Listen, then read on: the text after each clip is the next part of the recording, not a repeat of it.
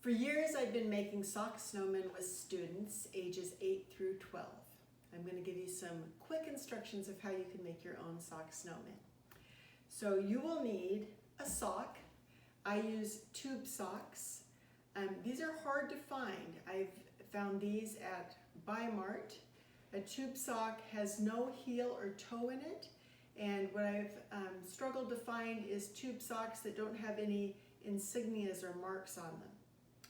So tube sock, a round piece of cardboard for the base, half a cup of rice in a Ziploc bag, and I try and get Ziploc bags that don't have any color on them.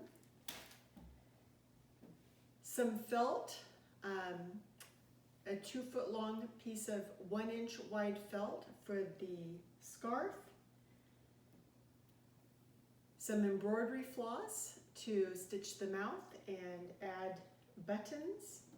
I like to use rickrack around the hat. And then of course you'll need a variety of buttons. I like to add a bell to the hat.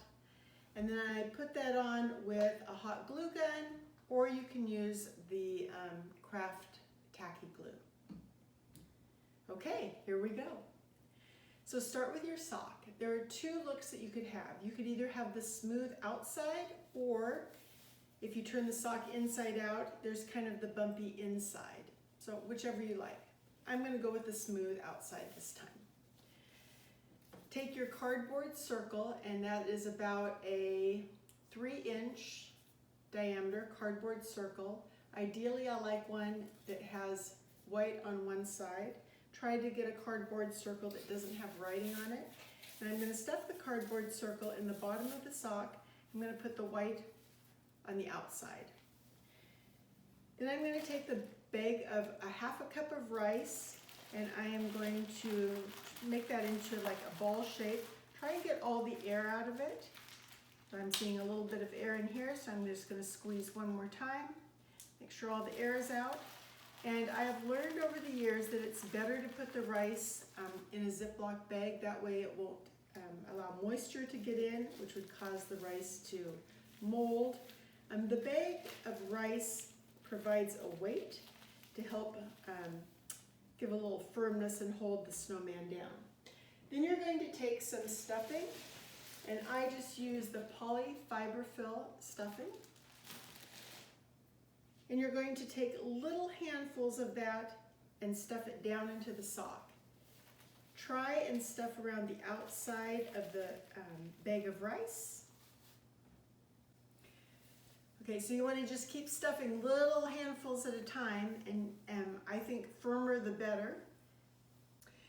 So fill it till it's about halfway up, and then take a rubber band and tie it off like a ponytail.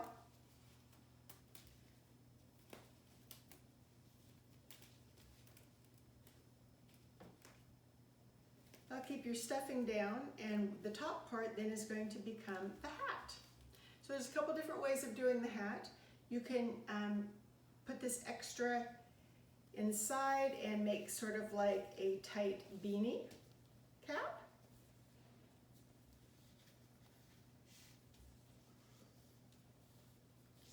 Like that. Or you can make a longer cap, so don't tuck that in. And you can pull this and have it hanging out. Like that. All right, so I think that's the kind of hat I'm going to do. And I think I will bring this down and fold that up so he has a little brim on his hat. Okay, so there's your hat. Then you are going to make a head, separate it from the body with a scarf. I have these cute scarves that a friend made for me that she used a cricket to put names and dates on it. So I'm going to go ahead and tie that off, and that will distinguish where my head is from my body. Okay, so something like that. Okay, and the next thing I'm going to do is the mouth, and that is probably the trickiest part. So let's see if we can get a close-up shot of this. Okay, so I've got a piece of black embroidery floss, and I tied a knot at the end. So I've got a loop. I'm going to put the needle in the fabric and then come back up about a ½ inch away. Pull it tight, and that first knot becomes a piece of coal, a rock, whatever you want to call it. And I'm going to do a French knot. So to do a French knot, you want to put the needle as close to the snowman as you can. Wrap the thread around the needle twice, hold it tight, put the needle back in, close to the hole that you first came out in, and come back up where you want your next knot. It's helpful to keep that pulled tight so the knot doesn't form someplace else along the thread, and voila, you have a little knot. I'm going to do that one more time. Wrap it around twice, goes in and back out. And just keep doing those until you have a smiling face.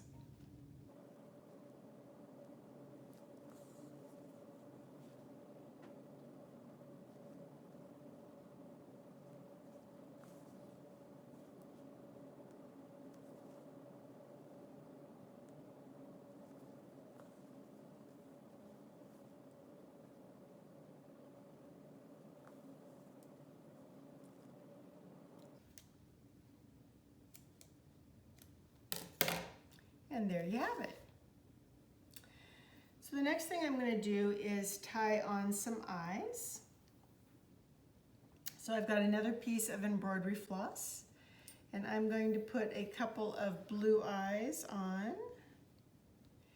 And I think the best way to do that is to make a stitch where you want the eye, and then just sew on the button. And because I'm using double thread floss, really all you need to do is one stitch.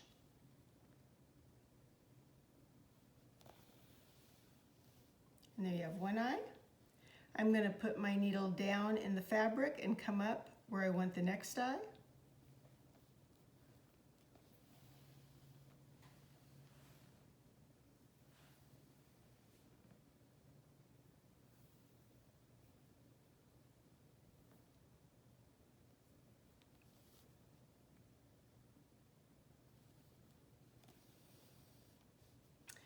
And then I'm going to put my needle down into the fabric, come up where my nose is going to be. And I found a little red button I'm going to use for nose. And a good way to tie a knot off with a button is just to take another stitch, go through the loop twice, and pull it. And go ahead and cut that off close to the knot. And there you have it. Now I'm going to add 3 buttons to the front by taking a stitch. The knot holds it in place. I'm going to go through my buttonholes,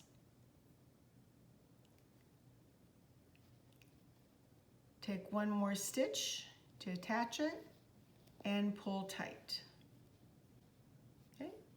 Then I'm going to go down into the fabric, come up where I want the next button to be. I'm going to go up through the buttonhole. I think I want to go this way. I'm going to go up through the buttonhole. You know, buttons have 2 sides, so you can pick the side that you want to show.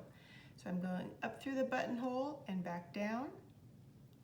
Take a stitch to hold it in place. And then I'm going to go back into my fabric and come up where I want the next button to be.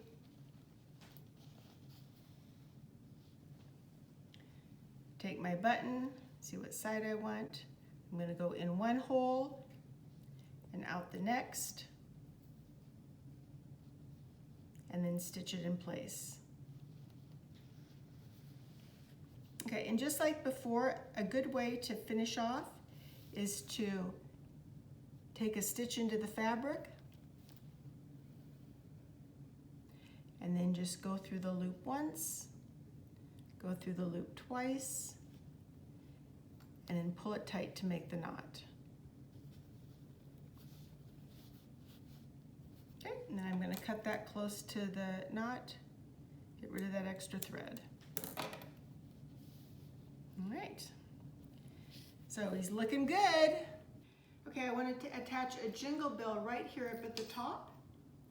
So again, I'm going to make a knot in my embroidery floss and take a stitch up at the top of the hat. The knot holds it in place.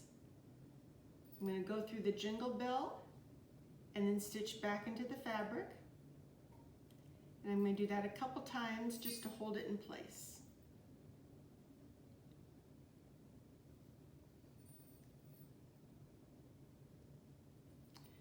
And that second stitch, if I just go through the loop once, go through the loop twice, pull tight, it gives me a knot. And the last thing I like to do is to add a little bit of rickrack around the cap. Just makes them look cute. Finishes them off. So I'm going to measure it around and cut the rickrack to fit the cap edge. And then take a hot glue gun, and this is something an adult probably should do, or you could have get a cool glue gun, or you could try the tacky glue. And it works well to put that on with like a toothpick or a cotton swab. So if you just put the glue on the where you want the rickrack to go, and then gently lay the rickrack on top.